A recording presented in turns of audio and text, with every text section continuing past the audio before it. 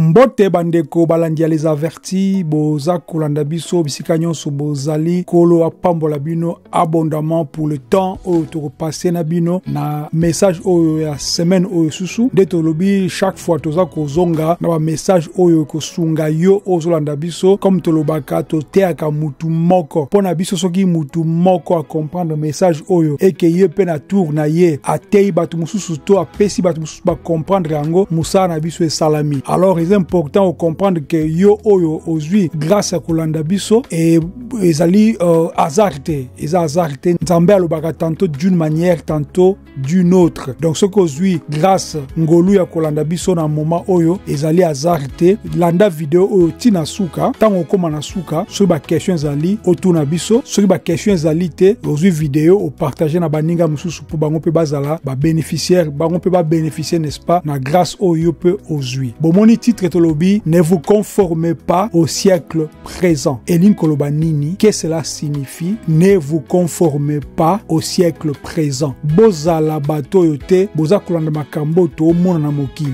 Oh non, soki okeye na mboka okuti baza kobina lokolo moko yo pe bina lokolo moko. Non. So okeye na mboka omoni bato bali kotambola mutu na se makolo likolo pe tambola mutu na se makolo likolo. Non. Obi okeye na mboka okuti kuna bana soki bazana bakomi na âge ya ba 15 ans babalisaka bango yo pe mwana o pe okomi kobalisa na 15 ans. Non.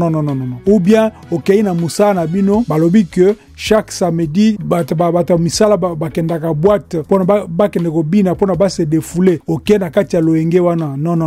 Alors ça veut dire que message oyo ezali pona mutu oyo alinko changer to mutu oyo azali mwana nzambe. C'est très important. Mungongo nanga naza ko bimisango lisusu makasi lelo par rapport à likambo ya Romains 12:2. Bible et le Bible. Ne vous conformez pas au siècle présent, mais soyez transformés par le renouvellement de votre intelligence. Nabandeli. Romains chapitre 12 verset 2. Ndeko koma yango po etika na kati ya mutu pe na motema na yo. Ne vous conformez pas au siècle présent, mais soyez transformés par le renouvellement de votre intelligence.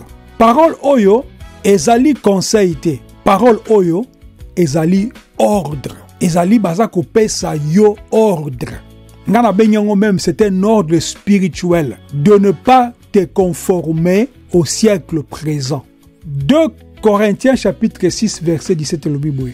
Sortez d'entre eux, séparez-vous et je vous accueillerai. Soki mutu ami bengi mwana na nzambe ou bien mutu alingi a changer vie na ye e bongi atambola na principe ya nzambe. Pona kotambola na principe ya nzambe ozana besoin biloko mibale eloko liboso ezali yo moko omitala na kati na yo o changer façon komona makambu ya oyo zo vivre o changer façon ya kotambola o changer façon ya ko prier o changer façon ya kolinga o changer façon ya koloba o changer façon ya kokanisa. Après eloko mibale ezali o tambola na batu oyo baza kokende na même direction pour na ba changer. Et non, oh non, ngai na sa fille moko boye asa camarade na ngai mais fille ana alingaka mibali talingaka basi yo za camarade ya homosexuel. Oh non, ngai na sa garçon moko boye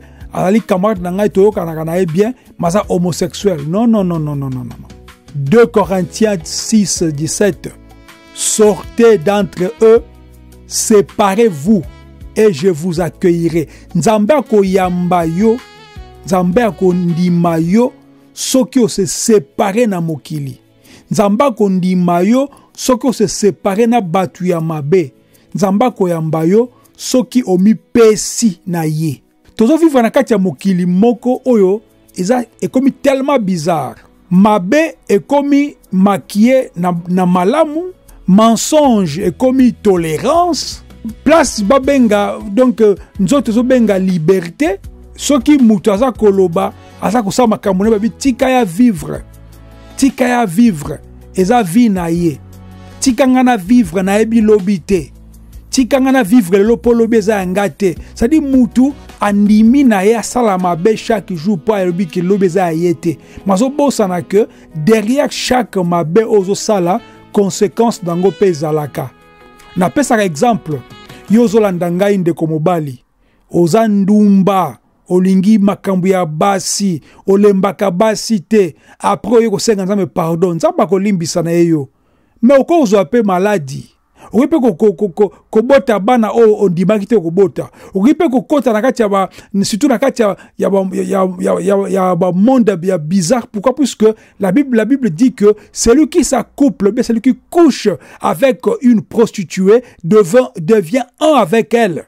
Et li koloba que ceux qui yoza ko linga basi, oza ko linga mibali, ata nzambe alimbisio, ata osenga nzambe parole nzambe alimbisio, mais conséquences ezali.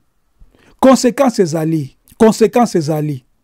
Bato basambelaka bakomi kimia, balinko condamné mabete, bato ya mabende bakomi koloba, basali même drapeau na bango, bami bengi basali ba wokiste, balinko tambola ndenge balingi. Mibali na mibali, basi na basi, ono na bote na nzoto ya mabe. C'est ça le monde dans lequel nous nous trouvons, bandeko. Mais Yeshua ateaka biso conformité te. Yeshua ateaki biso rupture. Yeshua alobaki te que comme na kuti ba pharisien ba osala boye, ngape na sala bo po ba linganga. Tu verras que même tous ces faux pasteurs, basa ba flatteurs, basa ba hypocrites, so ba bengi se même na kati ba mission, ndenga zo loba ozo sentir que muto alingi batu ba lingaye. C'est ça le monde dans lequel nous nous trouvons. Ne vous conformez pas. Na hébreu ba bengi monde présent, olam hatse. C'est-à-dire monde présent ou bien système humain actuel. Et li koloba que maloba oyo ezali ya kalate. Romains 12 eza actuel. Eza lokola mutu alobi que tokuta na lobby. Phrase wana ata après 1000 ans. Tokuta na lobby eza actuel. C'est-à-dire maloba oyo ne vous conformez pas au siècle présent. Ezali actuel puisque ça continue. Tant que ba génération zo vivre na mokili, tant que mokili lekite, tant que mokili soukite, Romains 12 2 oyo ezali toujours d'actualité. Dans le bien on a hébreu ba benyango olam hatse qui signifie présent, donc le monde présent ou le système humain actuel ou la culture ou même les désirs ou la pensée de la chair.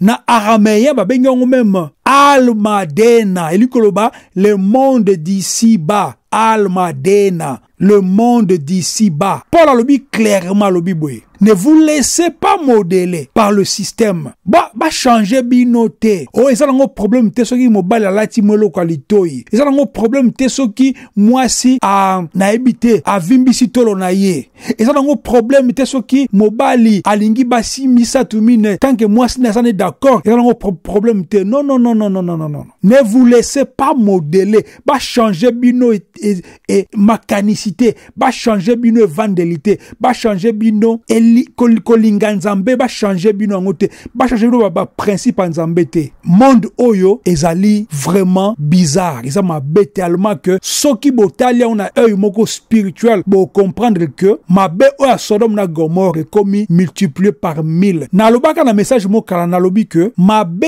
soki ekutani na batumi bale et commis ma be fois 2. So ekutani na batumi ça tu commis ma be fois 3. So ekutani na batu 1000 commis ma be fois 1000. So ba commis 1 million ma be par 1 million. Na tanga Sodome na Gomorrhe, moi je ne crois pas qu'il y avait des millions de gens. Batu bazalaki mukie na mokili. Alors ma be ezalaki mezaki donc multiplié na mukie ya batu bazalaki na kati ya mokili. Mais lelo mokili comme on a plus de 7 milliards d'habitants. 7 milliards. Soki ma be eza moko batu basali yango baza 6 milliards. Ma be ne komi fois 6 milliards. Nzambe akitaki na se na Sodome Gomorrhe po atala moni mabebe mataki tellement likolo. Alors biso lelo to apeta na grâce Yeshua akufaki na ekulusu makila na ye servir biso lokola rémission à péché na biso. Mais pourquoi tu as ko fouler au pied bandeko na ngai grâce au Nzamba pesi biso? Pourquoi tu as ko boaka yango? Pourquoi tu linko sala Nzambe na bosolo te? Pourquoi tu lingi Nzambe te? Pourquoi tu lingi makambo Nzambe te? Pourquoi mokili zo benda biso ko koleka nzambe. Pourquoi mokili eza ko benga biso tozo yoka mais nzambe so benga biso tozo yoka yete? Pourquoi? Yeshua lobi, mes brebis entendent ma voix et je les appelle et ils répondent car je les connais par leur nom. Yeshua ayebi kombo na yo? Point d'interrogation. Nzambe ayebi yo? Point d'interrogation. Est-ce qu'ayebi koza mwana ye? Point d'interrogation. Et loko eza question yo moko fomi yeba na kati na yo. Quand tu es seul, c'est que qu'est-ce que tu fais? Est-ce que zoboya ko se conformer au siècle présent na misu ya batu? Mais soki batu nyoso bakei minda ebomami osama kambo Bible lobi, si on disait les choses que vous faites donc dans le secret, même le païen ça l'a angoté. Moi, je connais il y a cela quelques années, il y a un pasteur, un faux pasteur en Angleterre. Un faux pasteur en Angleterre. Il vient faire un séminaire sur la sexualité. C'est-à-dire, makamoko ya buzo banami sur ya batu. Est-ce que nzamba benga tout ça là, tout la sexualité? Est-ce que Yeshua attend aza kolobana baye kolonaye allez et enseignez leur ce que je vous ai enseigné? Est-ce que Yeshua terre sur sexualité? C'est ça le problème avec des mercenaires qui se disent pasteurs. La kangi parenthèse. Et bongi tozua forme ya Yeshua et non forme ya monde. Afin que parole kokisama tel qu'il est, tel que nous sommes. Yeshua na mokili, tanga vive na mokili, ave na mokili awa, sans qu'on compte dans le système à mokili, sans qu'on se conforme. La preuve en est même que tanga mouina temple batbali kote kandet bateka ati lelo. À Panzaki Bango. Vous voyez aujourd'hui les gens vendent. Ils vendent même comment les services d'Akatia Assemblée. Ils vendent les beignets. Ils vendent des livres. Ils vendent coca, teka fanta, baliko teka masanga, baliko teka je ne sais pas bilamba kutu. Et ceux qui ont été, il y a même Bamisusu, Atongi tala église munene, bato batongi église wana, et ça bato bakendarakati ba église wana, c'est-à-dire le peuple qui parte, ou bakendarakati église wana, pesi bambongo basangisi, et comme 1 million, mutatongi pe place ya munene. Après, comme ko sala banini soirée payante. Les mêmes personnes qui ont contribué pour sombelo kwana bakomi koya ko futa pour kota na soirée ce qui est évangélique et bino pe batongo boza okende lokwa ba mouton boza comprendre que bato ali ko utiliser bino bali ko manipuler bino na niveau likolo bo comprendre yango te na bien que Yeshua a qui na mokilité pour bato balingaye pour se conformer non ateki vérité. Abaki ayaki ko sanctité maki ko kabola c'est-à-dire so abi ko kabola c'est-à-dire akaboli mabe na malamu soki mabe za ndeko na yo Yeshua ko kabola yo na ndeko na yo soki mabe za mama na yo Yeshua ko kabola na mama na yo soki mabe zali papa na yo Yeshua au kabulona papa na yo. C'est comme ça. C'est-à-dire, il y a qu'on se conformer na kati ya mabe. Yeshua n'a pas suivi des religieux. Alanda ki ba religieux te na tanguana. Aluka ki te batu ba betele maboko. Yeshua a changé qui, n'est-ce pas, vérité pour na ko plaire na batu te. Non. Atea ki vérité. Na Jean 7:7 aza koloba. Le monde ne peut vous haïr, mais il m'est. Puisque là, il parle aux pharisiens. Les pharisiens aujourd'hui sont de faux pasteurs, de faux prophètes, de faux docteurs qui prêchent la parole de Dieu na ndenga ko sepelisa batu. Batu bakomi ko sepela bango, pasteur na biso lataka bien, pasteur na biso ateka bien, pasteur na biso lobaka bien, pasteur na biso aza intelligent, pasteur na biso aza éloquent. Ça dit batu babosani l'essentiel qui est la parole de Dieu. Yeshua dit aux pharisiens, le monde ne peut vous haïr, mais il me hait parce que je prends témoignage que ces œuvres, les œuvres donc du monde sont mauvaises. Ceux qui ont commis que luka batuba kumisayo batuba lingayo o se conformer na mokili et ont commis bon na kati ya conscience spirituelle na yo ndeko na ngai. Ok, na place moko boye, bache musique dite séculaire, otuenga ya mokili, otali gauche, otali droite, okomi ko bina, po obina sepela nangai. So moni batu baye, osali lokola neti ke olingara biloko wana te. nakati ya ndako na yo chaque jour avant lala omelaka mwa verre ya alcool so bato baye na ndako na yo oluki moyen olongoli banini masanga nyonso bato bamona te komelaka masanga ozali mutu oyo soki libanda omona mwasi aleka te fotala omona mobali ya kitoko aleka te fotala c'est-à-dire misu na eza kotala gauche droite lokola mutu aza koluka soki nini pourquoi puisque na kati ya motema na yo tu es plein de convoitise biso badisciple ebongi toluka te ke s'intégrer na kati ya mokili ebongi toluka nde transformer mokili echange biso te biso de changer mokili se conformer na makambo na bango te tika makambo na bango ya mabe biso te ya bango vérité soki ekokute biso vie te ya bango vérité. Le siècle présent na lobi eza système spirituel koko régner na kati ya mokili pendant tant que tu baza coexister tant que génération zo botama. Siècle présent, ils ont tenté que non, ils ont 1800, 1900, 2025. Non. Siècle présent, dans le temps où tu vas vivre. So biso to leki ata 20 ans, ata 100 ans. O ba ko yastima na biso, ba ko ben rompe siècle présent na ta ko lobango awa. Ezali système spirituel, ezali ko basa ko gouvernement par la séduction, par la peur, par l'orgueil. Baso bangisa batu omusoko moni mutu asa ko terre komi ko peso makanisa komi ko bisa que non ndenge zabo likambuno avec simba il faut kende na mboka na bino okende kukuta na tata mwasi na bino mutazo kanga wana mutu wana makambo te o non ndenge zaboye makambo tozo mona ebongi o tia moto na kati na ndako ba voisin za voisin mutazo ko luka abe bisa vina yo wana li message ya nzambe te.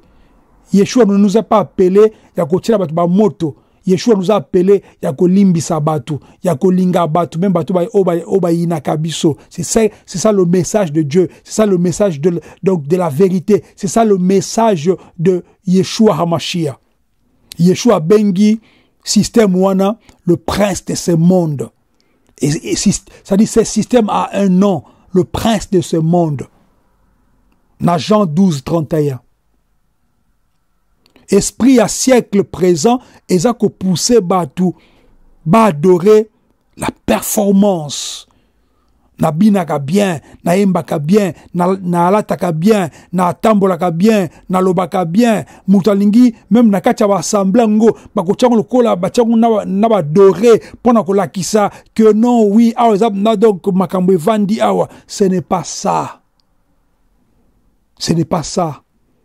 Esprit à siècle présent, il a poussé batu, ba idolâtrer, ba image. O nga lingaka mutuana, nga lingaka pasteur wana, nga lingaka apôtre wana, aembaka bien, ateaka bien. Ce n'est pas de ça que, ce n'est pas ça, c'est que le Seigneur nous demande de faire. On est esprit à siècle présent. Esprit à siècle présent, ils ont continué à consommer sans conscience. Au moment où na katia liboso portable na yo, on faire défiler ma vidéo pendant 2 heures du temps sans t'en rendre compte.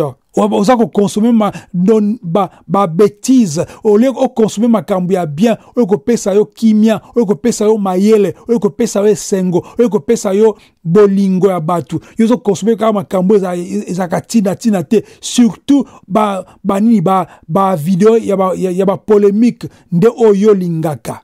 On les a siècle présent.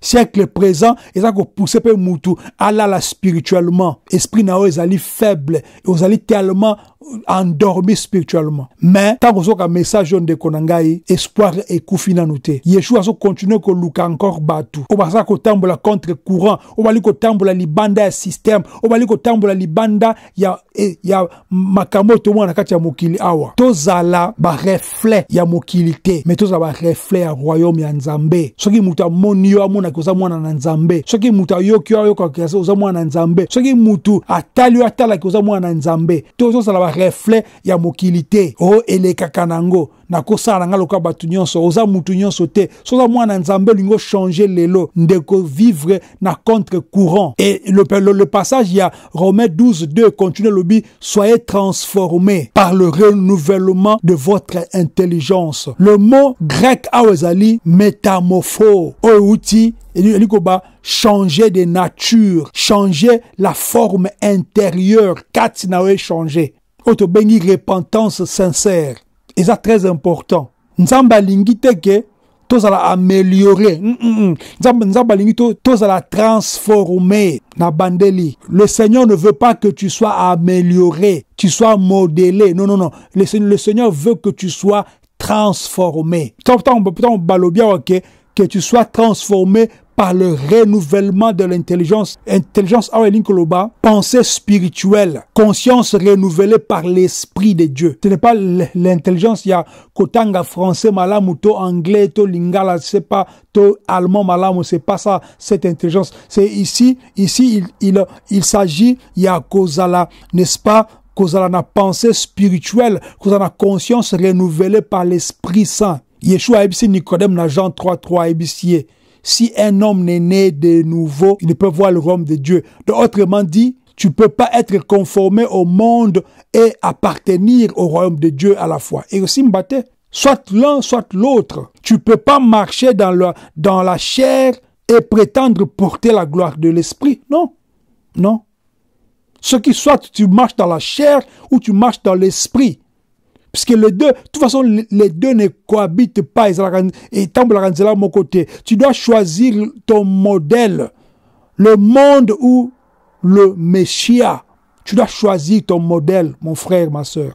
Et aujourd'hui, nous voyons, guerre, un modèle comme belé dans le monde. Moutalingas a un corps parfait, la richesse rapide, la religion sans repentance, la foi sans croix, il y a la croix spirituelle surtout, le culte sans obéissance. Na chat GPT, comment faire pour faire marcher l'église.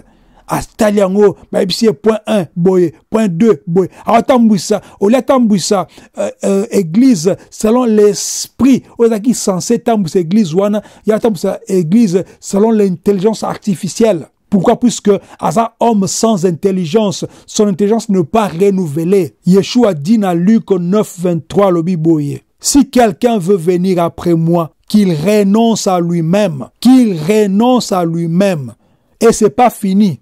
Après avoir renoncé à soi-même, qu'il se charge chaque jour de sa croix. Qu'il se charge, pas aujourd'hui, pas demain, pas après-demain, chaque jour de sa croix, et qu'il me suive.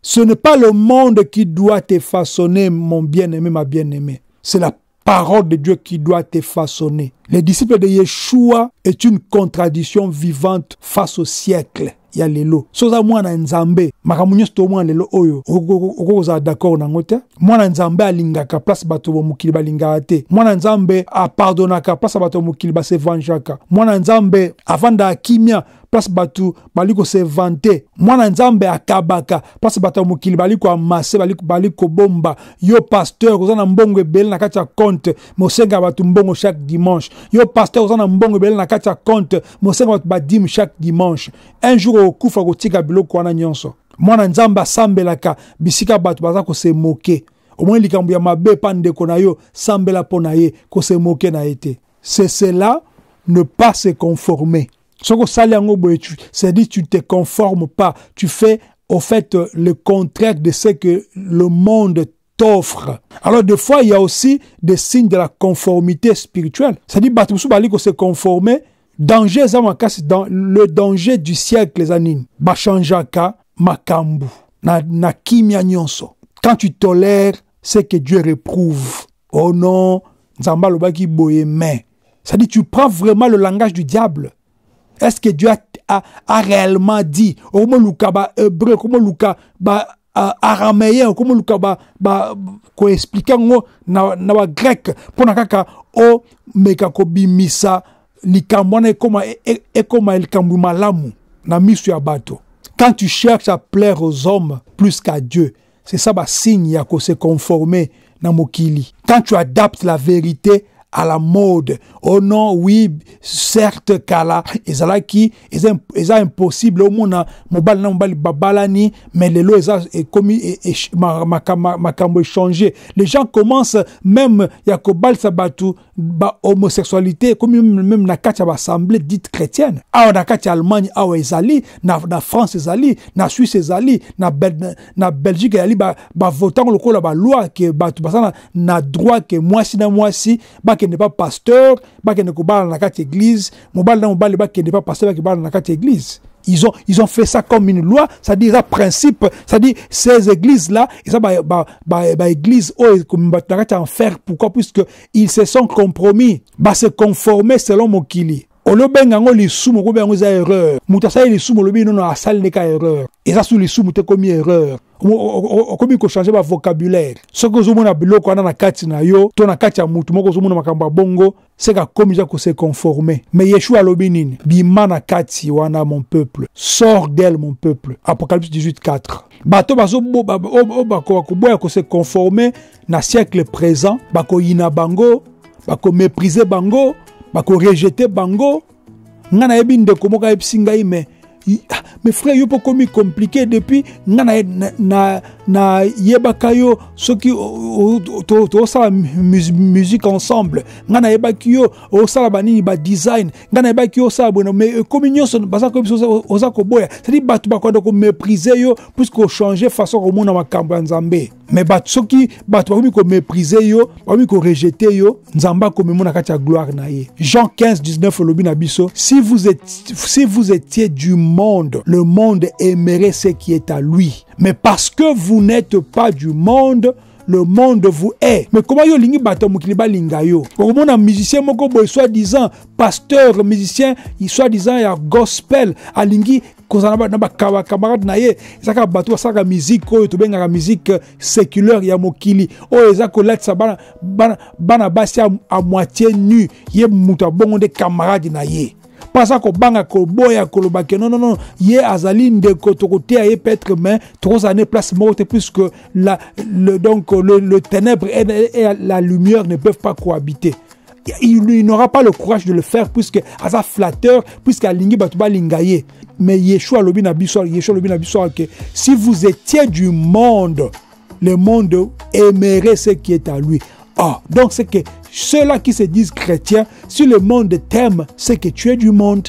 Ceux qui ne se conforment pas sont comme Daniel à Babylone, comme Noé dans sa génération, comme Élie face au prophète de Baal. Ils sont peu nombreux, mais le ciel les connaît par leur nom. Yeshua kozo bateau boy ko se conformer na siècle présent. Ce sont ceux-là qui Yeshua koya ko luka. Bateau bazali na ba cœur pur, ba cœur oyali formaté par la culture, par la science, par tout ce que nous sommes en train de voir.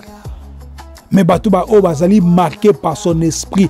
Nde bateau nzamba koya ko luka, bateau Yeshua koya ko zwa. Mais ce que yon de kozo kangai, so makamakamu okute nango onaza koloba, zongela nkolo, zonga na ki disciple na yo. Obenga maki te pose la populaire, obenga ki nzamba abenga ki yo po oza la purifier. Royaume nzambe eza pona batu babali ko s'adapter te na hotel kolobango, mais eza pona batu bali ko résister na ba tentation mokili oyo. Bongola motema longola na kati ya conformité à mokili. Tika ete maele na weza la renouveler. Buka schéma nyonso, buka ba lien nyonso eli ko kangayo olinga mokili koleka nzambe. Zongela liloba ya solo. Boya ba copie coller. O ndeko na nga moko na mona ki alata ki la moko benga pe fena sombaka elamba wana. Non. Tika ba copier coller zala original. Luka Nzambe a transformé yo. Senga Nzambe a transformé yo. Je pense que message oyo ekosunga moko na biso. Ekosunga mutu moko. Soki ba question zali, bosanga te ko na biso, to ko zonga pour répondre na bino. Soyez bénis au nom de Yeshua Mashiach. Shalom.